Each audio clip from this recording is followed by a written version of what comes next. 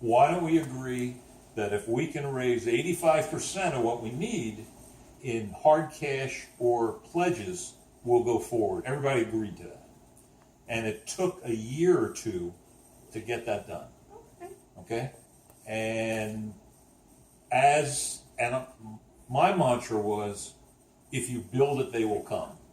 And That's what happened. not an original line, but I was convinced that if you had a presence, it would be more. And the congregation would grow. So we built the building, and what I did, and you talked about a thankless job, everybody had an opinion. You know, there's always the old joke, in a town there are 3 synagogues, one that you go to, one that I go to, and one nobody goes to. Okay, same thing. So what I did is, I was very heavy on putting out communications, and this was before email. Right. So it was, put it in the Temple Bulletin, whatever it was. I'm going to be in my office, and my office was at the north end on Palmetto Parkway. Behind Station 1, there are some buildings, our business was up there. And I said, for the next 6 weeks, every Sunday morning, from 9 a.m. to noon, I'm going to be in my office. And if you want to come in and look at the plans and provide all of your input and everything and give us your ideas, you're more than happy to do it. What I was really doing was going to the office and working on Sunday mornings to get caught up. And if somebody showed up, I'd show them the plans. Right. Okay, very few people showed up. Wow. So that after things got built and somebody said, well, gee, why didn't you face the building this way? I said, well, you had an opportunity. I wish you'd said that. It's too late now. And that's how I got over the chaos. Everybody had 6 weeks to tell me what they thought. So you didn't have a community meeting to let everybody speak at the same time? No. We had just moved here when they Right. we just moved here and we went to this meeting, and you were very smart. Yeah. Well, I had a lot of Change this, help. change Milt that. Richmond was very involved. Milton Poppy. Oh, yes, Okay. yes. Milt's probably in his 90s now. I think they're both still living, aren't they? Maybe Milt I passed think away that might recently. be- Poppy's never going to die. She just was, But Milt had some building experience. Yeah.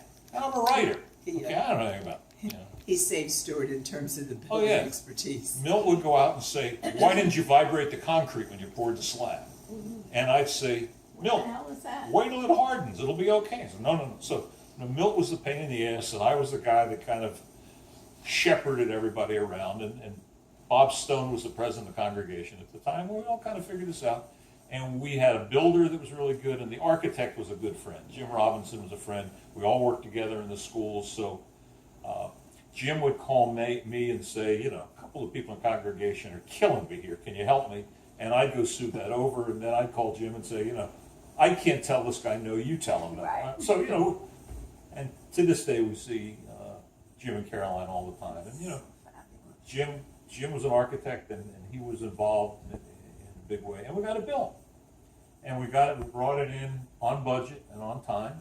And we had to value engineer some things out of it. So we had to pull out the kitchen. We upfitted it. We put all the plumbing and the electrical and everything in. So when we raise the money, we'll do a kitchen. And then the bargain box donated the money for the kitchen, $15,000. Wow. Okay, so it worked.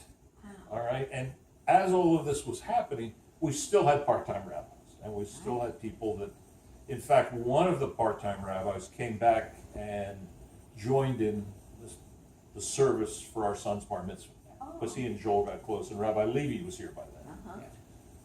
Was that Richie Address? No, No. Ira Ira Udine. Udine.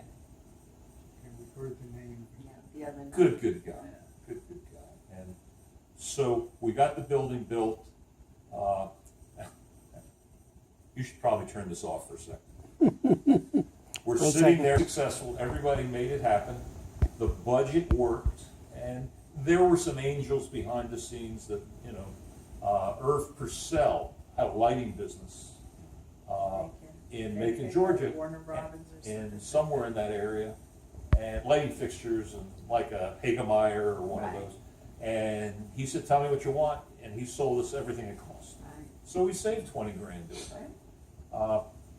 The Presbyterian Church was redoing their sanctuary. They gave us some of their pews to use, and they didn't work out. So as you walk in, if you look at the pew that's at the front door there, John Miller gave us that pew because it came out of his You church. know that John is now at the Cypress. Yeah. Yeah, that was very sad. He spoke, I mean, there wasn't a dry eye. Yep. Yeah. Brilliant guy, brilliant guy. So we got it built and things began to thrive, and we had more kids in the schools and, you know, in the religious school, and we finally got to a point where it was up and running and vibrant and viable. And that's a point, and our son was bar mitzvah, let's see, that would have been 93. 92. December, we did it. You can do bar mitzvahs on Thursdays and Saturdays.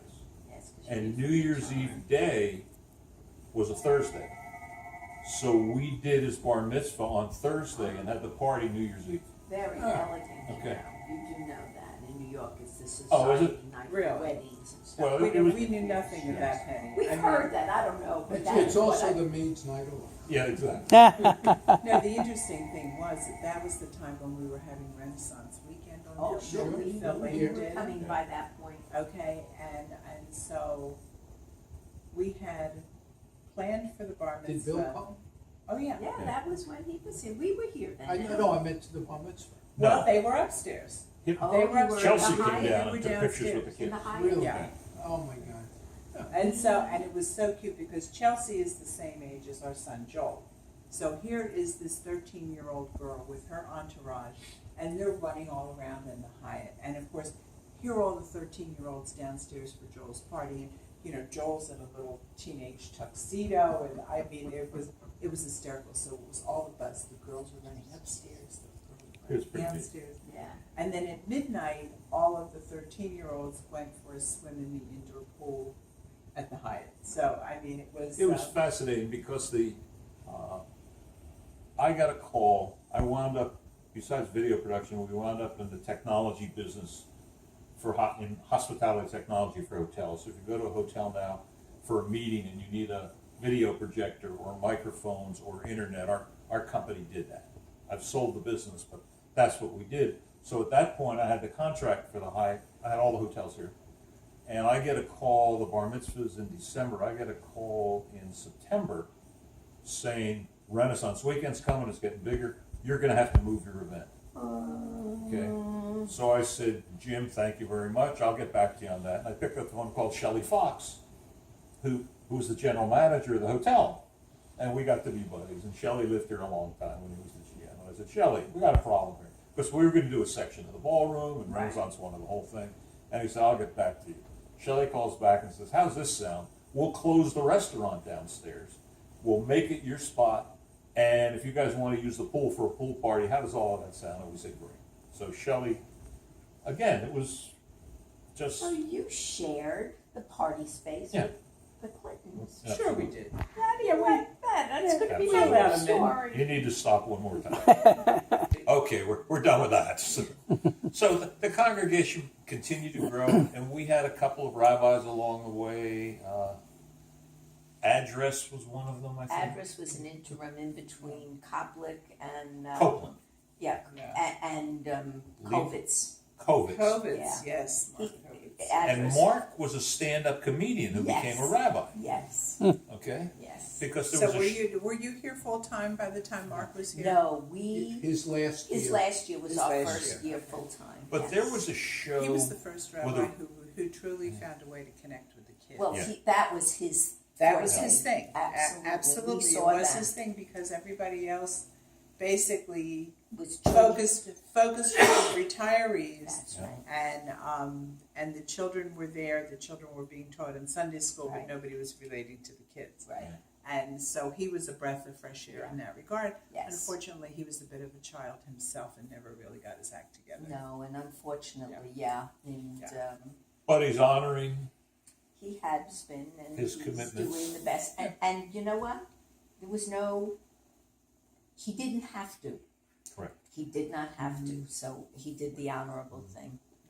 But I He's doing- first saw him. There was a quiz show with a real mean British woman. I can't remember the name of the show, and she would really be snarky to people if they got the questions wrong.